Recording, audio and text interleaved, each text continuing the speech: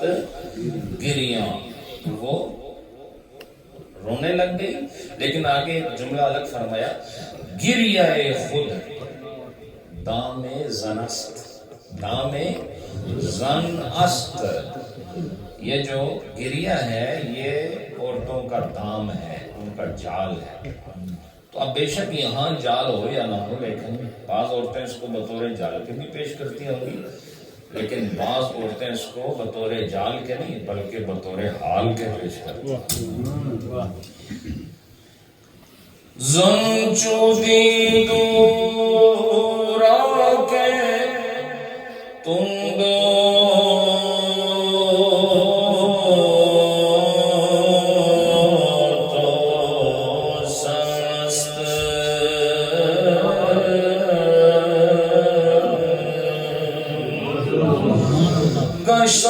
گریاں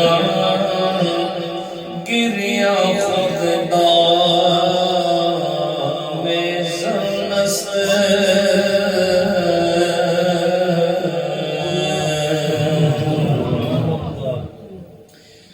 اس کے بعد فرمایا،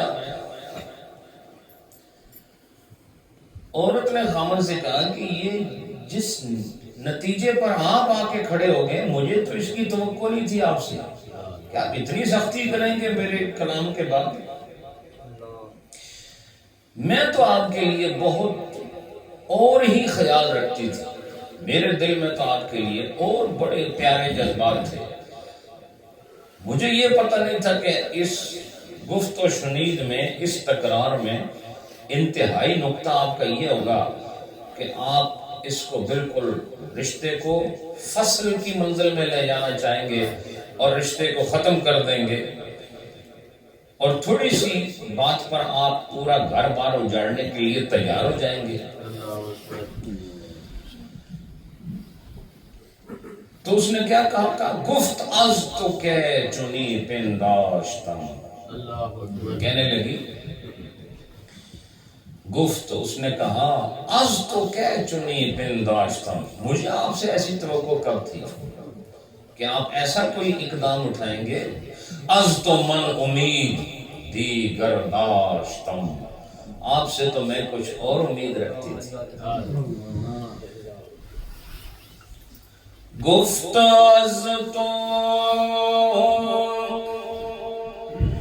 کہ چنی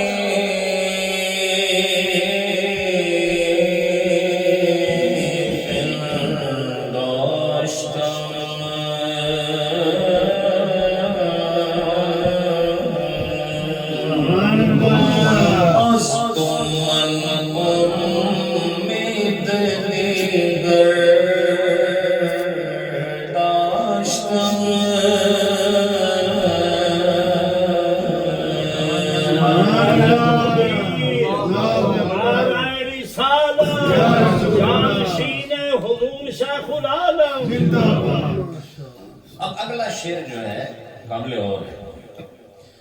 رومی صاحب فرماتے ہیں عورت نے جو راستہ اب اختیار کیا،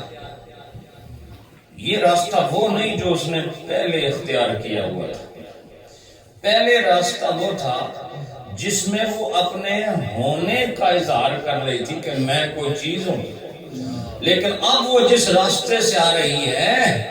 اس راستے میں وہ اپنی نفی کر رہی ہے۔ آپ کو پتہ ہے جب انسان ایک طرف نفی کرے تو اس نفی کے نتیجے میں دوسری جانب اس بات ہوتا ہے، بولو نا۔ اگر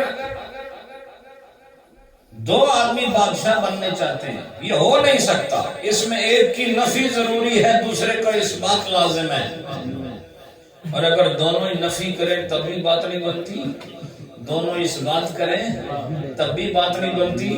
تو لہٰذا ان دونوں میں سے ایک نے نو کہنا ہے، ایک نے یس کہنا ہے۔ مطلب یہ کہ پہلے اس نے کہا کہ میں ہوں، اب رومی صاحب فرماتے ہیں اب وہ جس راستے سے آ رہی ہے، اس راستے کے اندر وہ اپنے فنا ہونے کا اظہار کر رہی ہے کہ میں اس راستے سے آپ کے پاس آئی ہوں اے میرے شوہر، جس راستے میں میں نے اپنے آپ کو فنا کر دیا ہے، اور کہا کہ میں اور کچھ نہیں، مجھے اپنی بیگم بھی نہ سمجھ، بس یوں سمجھ کہ میں تیرے پاؤں کی خاک۔ ڈاکٹر صاحب کو اس سائڈ میں بٹھا دیں، ڈاکٹر زاہد صاحب دروشی پڑھیں۔ السلام علیکم ورحمۃ اللہ۔